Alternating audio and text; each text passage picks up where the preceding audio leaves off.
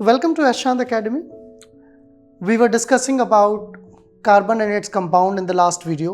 पिछले वीडियो में हमने कार्बन और उसके कंपाउंड्स के बारे में बात की थी from the book Lakhmir Singh and Manjeet Kaur published by Ashant Publishing. And in the initial video, we have just talked about what is carbon and what properties of carbon makes it enormously important element and why does it have so many compounds. Carbon क्यों अपने आप में important है, carbon कैसे life forms में role play करता है और कार्बन क्यों बहुत तरह के कंपाउंड बनाता है, इन सारी बातों को हमने इस सीरीज के पहले वीडियो यानी कि पार्ट 1 कार्बन और इट्स कंपाउंड्स के पार्ट 1 में डिस्कस किया था. अब हम कार्बन के ही स्ट्रक्चर और उसके एलोट्रोप्स के बारे में बात करेंगे इस वीडियो में.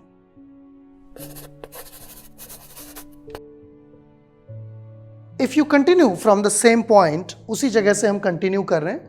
हमने एलोट्रोप की डेफिनेशन देखी थी और अब हम बात करेंगे कि एलोट्रोप्स कैसे दिखते हैं. So let us start with the 2 examples. सबसे पहले 2 एग्जांपल्स देखते हैं और आई थिंक ये एग्जांपल्स आप सब ने एक्सपीरियंस किए होंगे, देखे होंगे, may be in movies, pictures और फोटोग्राफ्स और in real. You might have seen diamonds and you might have also seen coal. जो कोयला होता है वो भी देखा होगा आपने, डायमंड भी देखा होगा, और पेंसिल में जो लीड यूज होती है वो भी देखी होगी, that is graphite. So coal might contain lot of things but graphite and diamond both of them are made up of only carbon. इनके अंदर क्या है, सिर्फ कार्बन के एटम्स हैं. अब क्वेश्चन ये है कि डायमंड में भी कार्बन ही है, सिर्फ ये भी कार्बन का बना हुआ है और ग्रेफाइट भी कार्बन का बना हुआ है, तो एक चीज़ इतनी स्ट्रॉन्ग, इतनी वैल्यूएबल कैसे हो जाती है और दूसरी चीज़ इतनी कम कॉस्ट की और ब्रिटल, और दूसरी तरफ उसका कलर भी अलग है, इतनी वैल्यूएबल भी नहीं है. ऐसा क्यों? क्या डिफरेंसेस होते हैं ग्रेफाइट और डायमंड में?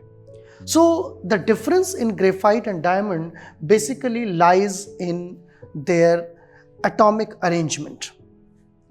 जहां एक तरफ graphite greyish black opaque substance है, डायमंड दूसरी तरफ एक चमकदार शाइनी सब्सटेंस है, and it appears to glow, it appears to glitter, possibly because of the fine cut that is made in the diamond. So that fine cut in the diamond makes it valuable, but if you look from chemistry point of view, the difference lies basically in the arrangement of atoms. And we can see here, आप यहाँ पर देखिए diamond के जो structures हैं, diamond के अंदर जो कार्बन के एटम्स हैं वो किस तरह से अरेंज्ड हैं.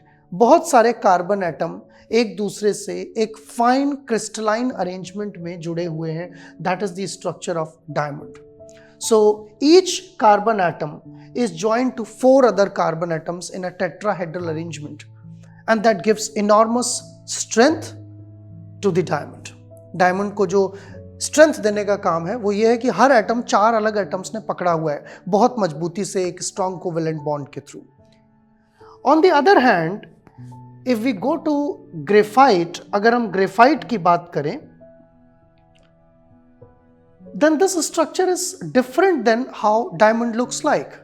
डायमंड में भी कार्बन एटम है, यहाँ भी कार्बन एटम है, लेकिन वहाँ जो कार्बन एटम का अरेंजमेंट था वो 1 से 4 जुड़े हुए थे. यहाँ देखिए, यहाँ पर कार्बन एटम्स एक दूसरे से जुड़कर लेयर्स बना लेते हैं इस तरह से. ये देखिए, कई सारे कार्बन एटम जुड़े, एक लेयर बना ली, कुछ और कार्बन एटम जुड़ गए, तो ये लेयर एक दूसरे के ऊपर स्लिप करती रहती है और इसकी वजह से जो ग्रेफाइट है वो सॉफ्ट होता है, उतना हार्ड नहीं होता है, और इसमें कुछ इलेक्ट्रॉन फ्री भी हो जाते हैं इसी वजह से, because every atom is not using its all the 4 electrons all the times.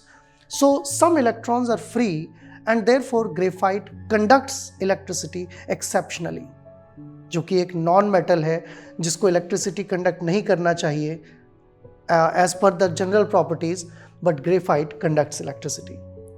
और इसी वजह से ग्रेफाइट क्या है, सॉफ्ट भी होता है. डायमंड क्योंकि एक कार्बन से 4 एटम जुड़े हुए हैं इसलिए वो हार्ड होता है, and that is hardest known substance in the world. Diamond क्या है, हार्डेस्ट नोन सब्सटेंस है, इसी वजह से, अरेंजमेंट ऑफ एटम्स की वजह से. तो हमने यहाँ पर ये समझा, ये जाना कि एक ही एलिमेंट के बने हुए जो स्ट्रक्चर्स हैं, जो क्रिस्टल्स हैं या जो मैक्रोमोलिकुलर स्ट्रक्चर्स हैं, वो दिखने में, अपीयरेंस में कितने अलग हो सकते हैं. उनको हम एलोट्रॉप्स कहते हैं, और उनके एप्लीकेशंस भी अलग हो सकते हैं। जहाँ डायमंड एक तरफ ज्वेलरी बनाने के काम आता है, ग्लास कटिंग करने के काम आता है, सर्जरी में यूज़ होने वाले नाइफ्स बनाने के काम आता है, वहीं दूसरी तरफ ग्रेफाइट पेंसिल की लीड बनाने के काम आ सकता है, मशीनरीज में ड्राई लुब्रिकेंट्स बनाने के काम आ सकता है। So applications are also different. Allotropes के एप्लीकेशंस जो हैं वो भी बदल जाते हैं just because of these minor changes in these structures. Now besides graphite and diamond there are lot of other things. कुछ और एलोट्रोपिक फॉर्म्स हैं, आप कह सकते हैं कुछ और स्ट्रक्चरल डिफरेंसेस हैं। उनमें से एक है Buckminster fullerenes. In short it is also called as bucky ball, इसको बकी बॉल भी कहते हैं। तो ये 60 कार्बन एटम का एक फुटबॉल जैसा अरेंजमेंट है which becomes very very unique and very different. It was found much later, it was discovered much later. Diamond और ग्रेफाइट तो बहुत पहले से नोन थे, लेकिन ये बकी बॉल जो है काफ़ी बाद में डिस्कवर हुआ था। So this Buckminster fullerene or buckyball, it is made up of 60 carbon atoms and it was discovered much later than diamond and graphite were known. It looks somewhere like this, कुछ इस तरह का दिखाई देता है। ये तीसरा एलोट्रोप जो है कार्बन का, जिसे हम बकी बॉल कहते हैं, इसमें 60 कार्बन एटम एक दूसरे से इस तरह कनेक्टेड रहते हैं and it is also having a very different appearance. तो इन सारी बातों से हम ये समझते हैं कि कार्बन के अलग अलग एलोट्रोप्स जो हैं उनके अपने अपने अलग अलग एप्लीकेशंस हैं, just because they have different physical properties, they have different structures. Now after learning all these things, ये सारी चीज़ें समझने के बाद कि कार्बन क्या है, कार्बन के एलोट्रोप्स क्या हैं, अब हम थोड़ा सा इस बात पर नज़र डाल लेते हैं कि कार्बन से बनने वाले कंपाउंड्स आखिर क्या कहलाते हैं और इनकी प्रॉपर्टीज़ क्या होती हैं। So dear viewers, the compounds of carbon they are in general called as organic compounds. उनको क्या नाम दिया जाता है? ऑर्गेनिक कंपाउंड्स कहा जाता है, from the reason that they are belonging to life forms, क्योंकि वो लाइफ फॉर्म्स में होते हैं इसलिए। Apart from carbon, most of the organic compounds contain hydrogen and many organic compounds contain oxygen and other elements. तो जो जितने भी ऑर्गेनिक कंपाउंड्स हैं, जो ऑर्गेनिक केमिस्ट्री में हम एलिमेंट जो चीज़ें पढ़ते हैं, they include compounds of carbon. किसके साथ कंपाउंड बनाता है carbon? that can have hydrogen, and along with that it can have oxygen and sometimes many other elements like sulfur or nitrogen. तो इन सब चीज़ों से मिलकर बनते हैं ऑर्गेनिक कंपाउंड्स। एंड कुछ एग्जाम्पल्स की अगर हम बात करें तो methane, chloroform, ethanol, ethanoic acid यानी कि विनेगर, अल्कोहल, ये सारी चीज़ें क्या हैं? These all come under the category of organic compounds.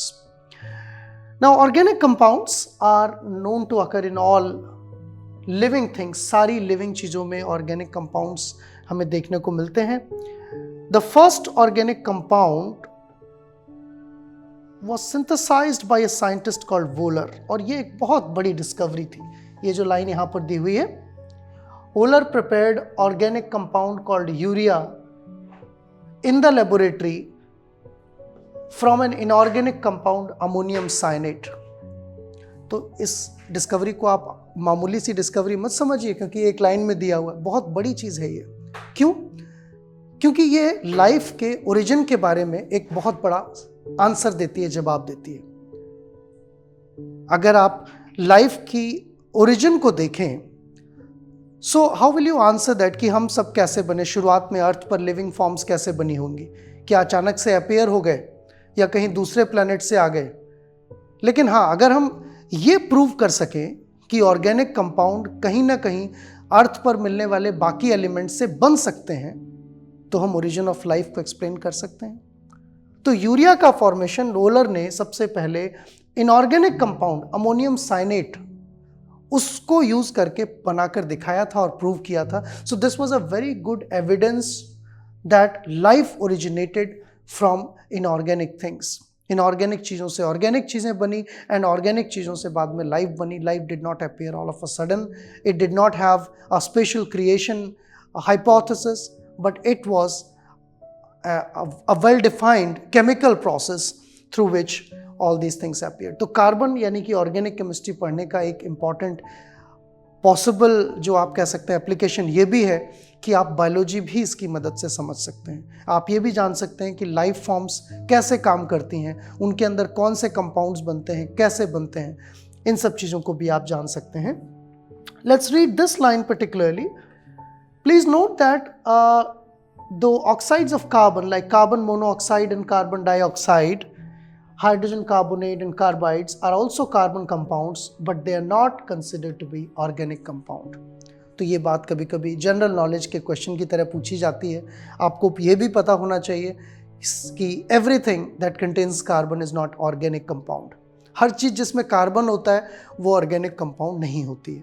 और यहाँ पर आपके सामने एग्जाम्पल दिए हुए हैं, carbon dioxide, carbon monoxide, hydrogen carbonates, carbides, ये सारे के सारे कार्बन तो है इनमें पर ऑर्गेनिक कंपाउंड्स नहीं कहलाते हैं। So apart from this you will also be learning in this chapter. आप इस चैप्टर में देखेंगे कि बहुत सारे ऑर्गेनिक कंपाउंड्स अवेलेबल होते हैं, कुछ छोटे होते हैं, कुछ बड़े होते हैं, उनके साइज में डिफरेंस रहता है। And you have already studied the reason behind formation of large number of compounds, the ability to self combine, और it is called as catenation। catenation की जो प्रॉपर्टी है उसकी वजह से बहुत तरह के ऑर्गेनिक कंपाउंड्स बनते हैं।